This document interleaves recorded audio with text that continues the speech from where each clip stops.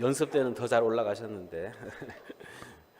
옆 사람과 인사하겠습니다. 주님의 비단에 살아갑시다. 인사하겠습니다. 주님의 비단에 살아갑시다. 할렐루야. 작지만 큰 교회란 제목으로 말씀 전하겠습니다. 요한계시록에 나오는 이 소아시아 7교회 중에서 책망을 받지 않은 교회는 2교회, 서머나 교회와 빌라델비아 교회뿐이었습니다.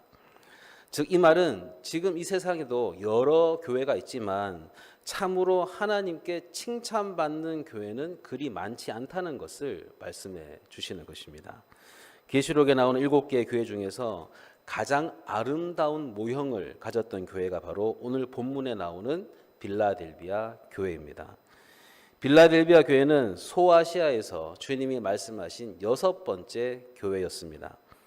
소아시아 교회는 해변에서 밑에서부터 위로 이렇게 교회들이 연결되어 있다시피 붙어 있는데 그림을 한번 보여주실까요?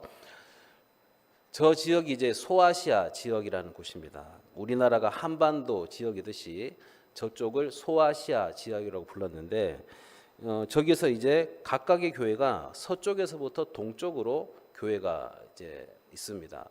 그러니까 시계 방향으로 진행돼 가는데 제일 서쪽 그리스 쪽 해안가에 9시 방향으로 에베소 교회가 있고 그다음에 10시 방향에 서머나 교회가 있고 11시 방향에 버가모 교회가 있고 12시 방향에 두아디라 교회, 1시 방향에 사대 교회, 2시 방향에 빌라델비아 교회, 3시 방향에 라오디게아 교회가 이렇게 쭉 연결되어 있습니다.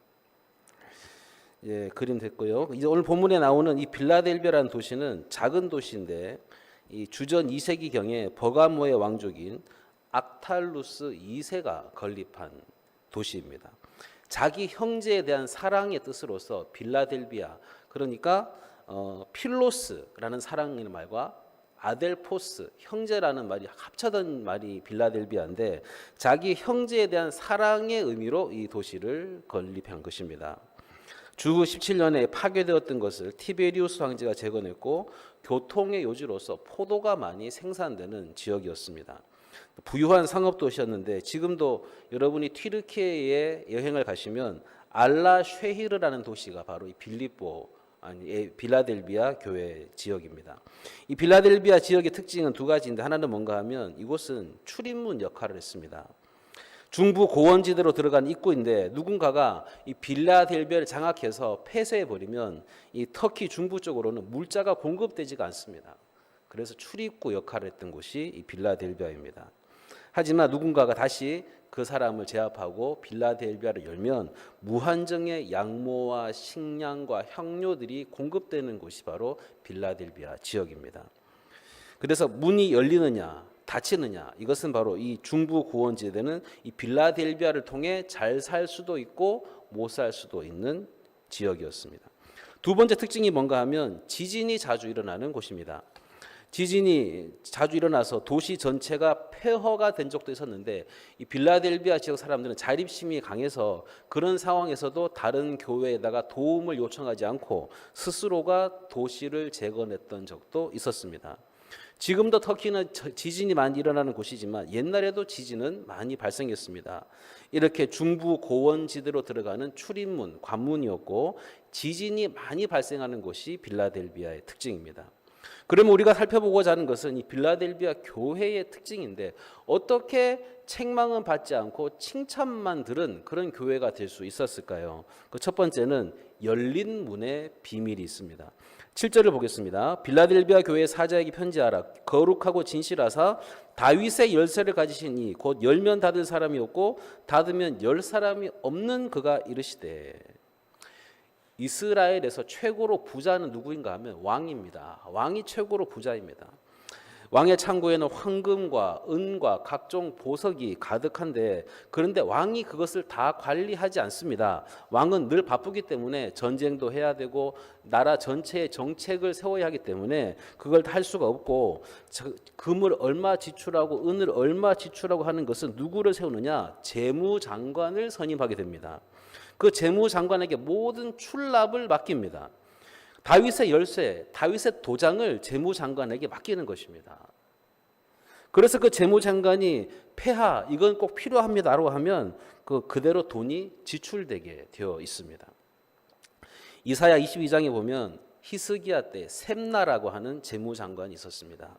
그런데 이 사람은 부정부패의 대표적인 사람이었습니다. 많은 사람들이 기근으로 전쟁으로 인해 굶어 죽어가고 있는데 이 셈나라는 사람은 나라 돈을 가지고 공금을 가지고 굉장히 비싼 돌무덤을 마련해서 자신이 마치 임금처럼 자기를 위해 높은 곳에 바위 위에 자기가 묻힐 묘실을 만들었습니다. 하나님이 보실 때 옳지 않은 행동이었습니다. 또 굉장히 비싼 황금 마차를 만들어서 타고 다녔는데 황금으로 된 마차니까 지금으로 치면 엄청나게 비싼 슈퍼카를 타고 다닌 것입니다. 하나님께서 이걸 아시고 선지자를 통해 왕이 이것을 알게 하십니다. 그래서 셈나를 축구공처럼 만들겠다고 하십니다. 축구공으로 만들어서 발로 차면서 바벨론으로 굴러가게 하겠고 또 그가 타고 다니는 황금 마차도 바벨론에 끌려가서 거기에 서 있을 것이라고 그렇게 말씀하십니다. 그 다음 셈나 대신에 누가 재무장관이 되었냐면 엘리야김이라는 사람이 재무장관이 되었습니다. 이 사람은 굉장히 정직한 사람이었습니다. 왕이 그에게 다윗의 열쇠를 주었는데 가난한 사람들, 재난을 당한 사람들, 참 하나님을 일을 하는 사람들 향하여 열쇠를 여니까 사인을 하니까 그 사람들에게 필요한 돈이 막 지원되게 되었습니다. 그리고 엘리야김은 모략을 써서 국고를 탕진한 사람들을 다 잡아들였고 그런 사람들에게는 일체 국고가 더 이상 지원되지 않도록 사인을 해주지 않았습니다. 하나님께서는 이 엘리야김이 앞으로 단단한 못처럼 벽에 박힐 것이며 내가 그를 견고하게 하겠다고 말씀하십니다. 그래서 이 빌라델비아 교회는 어떻게 되냐면 하나님이 직접 재무장관이 되시는 것 같은 그런 다윗의 열쇠를 받게 되는 것입니다. 그래서 이 빌라델비아 교회가 기도하기만 하면 하나님이 다 들어주십니다. 이 빌라델비아 교회가 저주하면 그 저주받는 대상은 폭망하게 되는 것입니다. 우리가 지금까지 계시록의 말씀을 보면 계시록의 주제는 뭔가 하면 교회와 세상 또 교회와 로마와의 전쟁을 다루고 있습니다. 그런데 본격적인 전쟁은 아직 시작되지 않았습니다. 예수님께서 교회들을 살펴보시면서 정말 너희 교회들이 무엇이 부족한지를 한번 살펴봐라. 앞으로 영적인 전쟁이 로마와 전쟁이 또 용과 짐승과 그리고 유혹하는 음녀와 사탄과의 전쟁이 붙게 될 때 너희들에게 지금 무엇이 부족한지 그래서 무엇을 준비해야 하는지를 가르쳐 주시는 것입니다. 본격적인 전쟁이 일어나기 전에 먼저 무엇을 준비해야 할지를 가르쳐 주십니다. 너희들은 뭐가 부족하냐? 너희들은 첫사랑이 부족하다. 너희들은 뭐가 부족하냐? 너희들은 발람의 교훈을 따르고 있고 교회 안에 혼합주의를 가지고 왔다. 또 이세벨이 있는데 또 그들을 받아들였다. 열흘 동안 환란이 있을 것이다. 이런 모든 것들을 주님이 준비시켜 놓고 지금 준비하게 하시는 것입니다. 여기서 우리가 할 수 있는 게 뭔가 하면 우리가 믿음을 지키고 승리하기 위해서는 하늘 문을 여는 것이 굉장히 중요하다는 사실입니다. 빌라델비아가 중부 고원지대를 결정하는 그런 관문이라면 우리가 신앙생활하면서 너무나도 중요한 게 뭔가 하면 이 한 문을 여는 기도, 하나님으로부터 오케이 사인을 받아내는 그런 신앙이 중요하다는 사실입니다. 앞으로 사탄과 싸워서 이기려면 붉은 용과 싸우고 마귀의 졸개들과 싸워서 이기려면 하늘 문을 여는 기도가 필요한 것입니다. 이렇게 하늘 문을 여는 기도를 했던 대표적인 사람이 엘리야입니다. 엘리야가 하나님께 기도하니까 3년 반 동안 비가 내리지 않았습니다. 또 엘리야가 기도하니까 3년 반 동안 내리지 않던 비가 막 폭우같이 쏟아집니다. 그때 엘리야는 어떻게 합니까? 바알의 제사장 450명을 기손 시냇가로 끌러가서 전부 목을 베어서 죽입니다. 영적인 전쟁에서 승리합니다. 마찬가지로 오늘 우리에게도 사탄과 영적인 전쟁이 지금도 일어나고 있고 앞으로도 벌어질 것입니다. 그때 우리가 무엇을 생각해야 됩니까? 내게 부족한 것이 무엇일까를 생각해야 됩니다. 어느 순간부터 내가 주님과의 첫사랑을 잃어버리진 않았는지, 어느 순간부터 내가 교회 안에서 교만해지지는 않았는지, 하나님의 고난이 열흘간 계속된다고 했는데 내가 이것을 너무 가볍게 여기고 있는지는 아닌지, 나는 혹시 발람의 사상, 그 혼합주의, 세속주의를 따르고 있지는 않는지, 이세벨이 하나님의 교회를 타락시키고 있지는 않는지, 뭘 준비해야 하는지를 우리들이 생각하는데 아직까지는 치열한 전쟁이 일어난 것은 아닙니다. 하지만 우리가 준비하지 않으면, 내가 무엇이 부족한지를 알아서 준비하지 않으면 다 망하게 될 것입니다. 그래서 우리가 해야 할 일이 무엇인가 하면, 어떻게 하면 엘리야처럼 하늘 문을 여는 기도를 할 수 있는가, 어떻게 해서 기도의 응답을 받을 수 있느냐 하는 것입니다. 그래서 기도는 한 사람부터 시작합니다. 나 한 사람부터 기도가 시작되는 것입니다. 하늘 문을 여는 기도는 한 사람, 또 두 사람, 세 사람 그렇게 기도하고 말씀 붙들고 기도하고 보면 그때 응답이 이루어지기 시작하는데, 그때 병도 고침을 받게 됩니다. 그래서 하늘 문을 열지 않으면, 이 하늘 문이 열리지 않으면 우리가 가진 돈, 우리가 가진 체력, 우리가 가지고 있는 모든 것으로도 못 이깁니다. 이 용을 이길 수가 없습니다. 짐승을 이길 수가 없습니다. 짐승을 타고 있는 붉은 옷을 입은 음녀를 절대로 이길 수가 없습니다. 그래서 정말 남 보지 말고 남이야 기도하든 말든 내가 알아서 하나님 앞에서 나부터 기도하자, 이렇게 한 사람이 기도하고 두 사람이 기도하고 세 사람이 하고 그러다가 보니 하늘의 문이 열리는 것입니다. 그러면 비가 쏟아지기도 하고 암이 낫기도 하고 사업이 잘 되기도 하고. 그런데 조심해야 할 게 뭔가 하면, 막 이렇게 부흥이 일어나니까 기분이 좋잖아요. 그때 우리가 교만해질 수가 있습니다. 교회 자랑하게 되고 잘난 척하게 되고 자기 주장을 펴게 되고, 그러면 어느새 문이 닫혀버립니다. 소리가 안 납니다. 이 자동문이기 때문에 그냥 싹 닫히면 그때부터 교회에는 기도하는 사람이 없습니다. 싸우는 사람이 많고 교회 안에 큰 소리 내는 사람은 있는데 기도하는 사람이 없는 것입니다. 기도하더라도 형식적으로 기도하면, 그런 결국 교만과 위선을 가지고 있을 때 하늘문이 닫혀버리면 그때 사탄과 붙을 때 어떻게 되겠습니까? 절대로 이길 수가 없습니다. 하늘문이 닫히면 우리가 싸워서 박살이 나는 것입니다. 두 번째로 빌라델비아 교회는 작은 능력으로 믿음을 지켰습니다. 빌라델비아 교회가 하늘문을 열 수 있었던 것은 그들이 부자이거나 그들이 힘이 있는 사람들이 교회 안에 있었기 때문에 하늘문을 열 수 있었던 것이 절대로 아니었습니다. 빌라델비아 교회는 힘이 없는 교회였고 약한 교회였습니다. 8절을 보겠습니다. 볼지어다 내가 내 앞에 열린 문을 두었으되 능히 닫을 사람이 없으리라. 내가 내 행위를 아노니 내가 작은 능력을 가지고서도 내 말을 지키며 내 이름을 배반하지 아니하였도다. 이 빌라델비아 교회는 힘이 없는 교회였는데, 힘이 없는 교회라는 뜻은 무슨 뜻인가 하면, 교인들이 대부분이 노예였든지 여자였든지 또 가난한 사람밖에 없었다는 뜻입니다. 그래서 세상적으로 보면 이 빌라델비아 교회는 정말 별 볼 일이 없는 교회였습니다. 하지만 그들이 상대해야 하는 상대가 누군가 하면 돈도 많고 권력도 가지고 있는, 또 잔인한 사탄의 회당에 있는 유대인들과 싸워야 했습니다.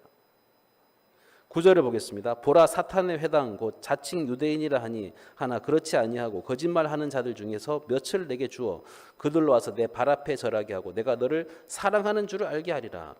빌라델비아 교회가 싸워야 할 대상은 바로 사탄의 회당입니다.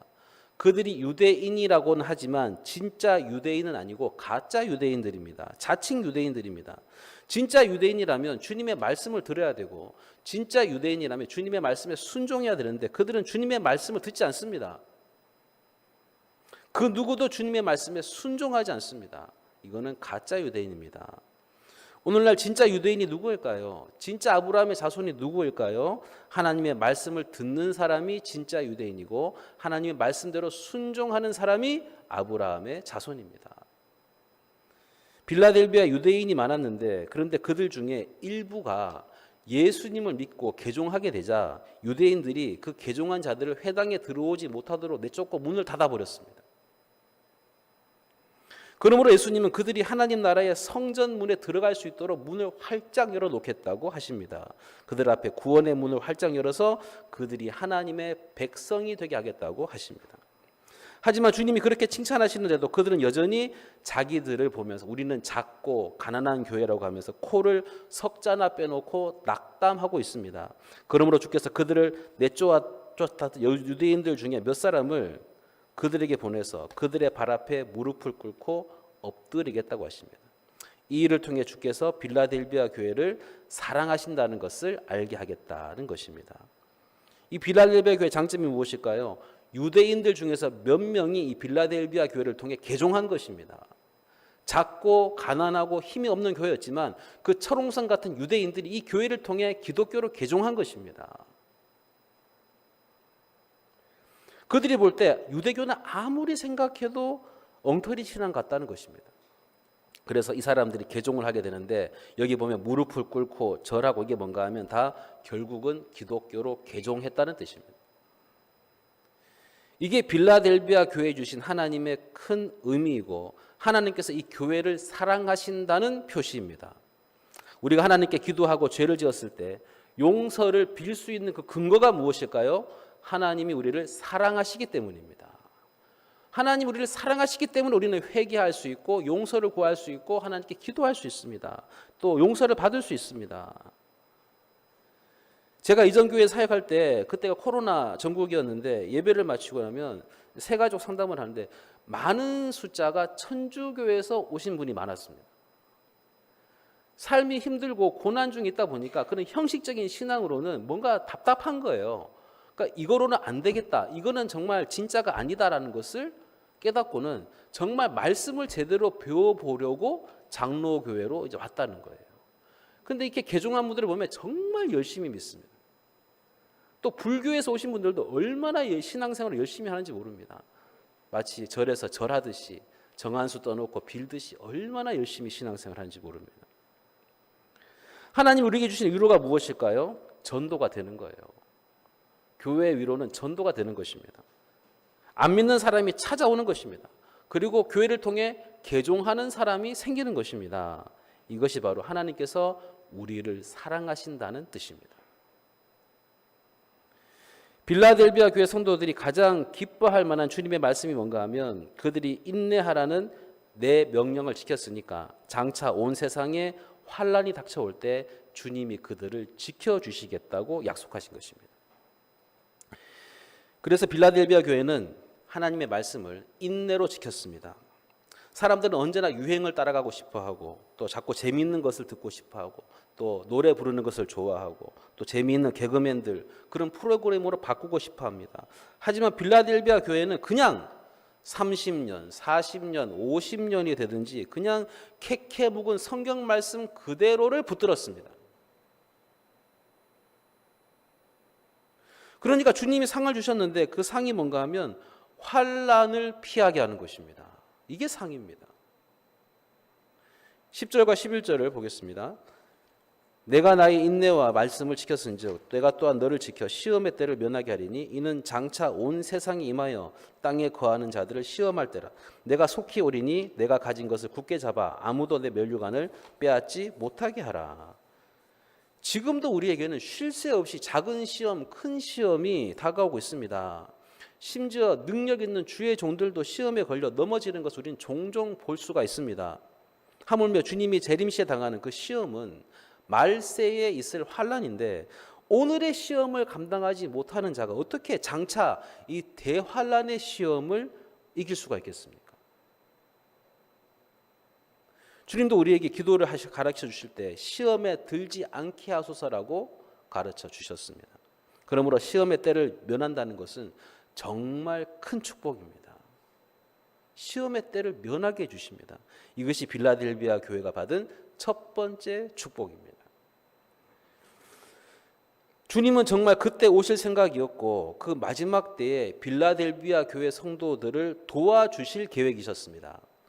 예수님은 정말로 이 마지막 환란 때에 빌라델비아 교회 성도들을 환란으로부터 지켜주시고 환란을 면하게 해주고 싶으셨습니다. 하지만 주님의 그 날이 연기되면서 그때 오시지 않았기 때문에 이 말씀은 마지막 때인 정말 마지막 때인 오늘을 살아가는 우리에게 해당되는 말씀이 되었습니다. 그렇다면 예수님은 왜 이렇게 빨리 오시지 않는 걸까요?